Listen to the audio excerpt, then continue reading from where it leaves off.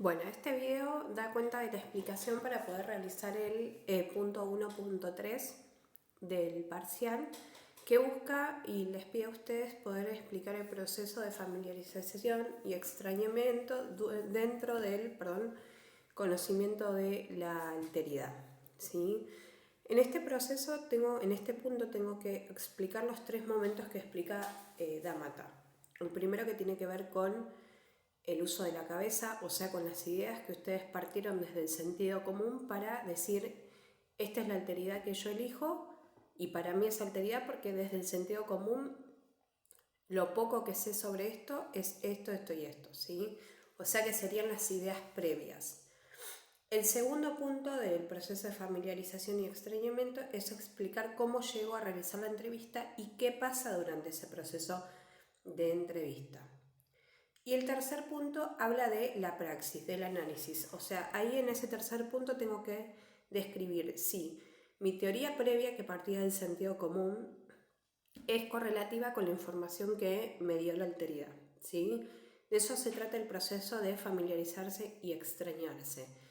Y también en todo ese proceso de escribir qué es lo que pasa en todo ese marco de encuentro que, como expliqué en el video en relación al autor, no es un espacio vacío, sino que siempre me habla de un intercambio entre el otro y entre lo que me sucede a mí, ¿sí?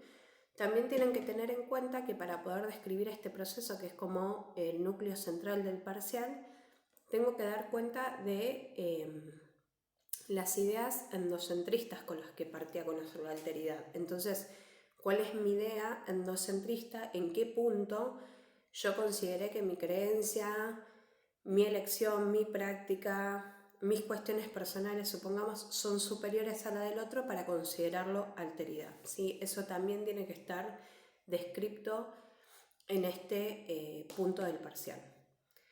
Eso básicamente en líneas generales, sino que respecta al punto 1.3, si tengan en cuenta que es el punto en el que más énfasis le tienen que poner, porque es el que explica no solo cómo llegué a la alteridad, sino también cómo me voy.